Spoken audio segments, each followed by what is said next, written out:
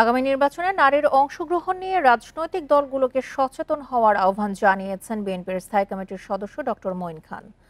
বলেন, জনসংখ্যা বিবেচনায় সংসদে অন্তত 150 নারী আসন থাকা উচিত। বিকেলে রাজধানীর একটি হোটেলে খান ফাউন্ডেশনের এক সেমিনারে প্রধান অতিথির বক্তব্যে তিনি কথা বলেন।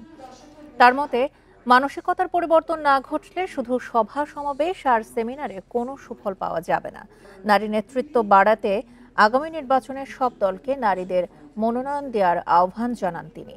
সেমিনারে নারী আসন নিয়ে রোটেশন পদ্ধতির কথা উল্লেখ করেন গণ অধিকার পরিষদের সভাপতি নুরুল হক নূর। সংরক্ষিত দেওয়ার মাধ্যমে তো আমি মনে করি যোগ্য নারী নেতৃত্ব আসে না।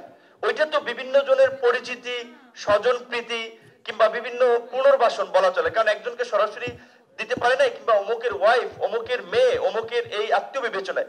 সো সংরক্ষিত আসনকে আমি কোনোভাবেই ভালো একটা প্রক্রিয়া মনে করি না। 300 সিটের পার্লামেন্টে 150 জনের বেশি, 151 জন কেন নারী প্রতিনিধি থাকবে না, আমি সেই প্রশ্ন করছি। নমিনেশন দেওয়ার পরে কেউ পাস করবে, কেউ ফেল করবে, সেটা যার যার এলাকা, যোগ্যতা, পপুলারিটি অনেক কিছুর উপরে নির্ভর করে।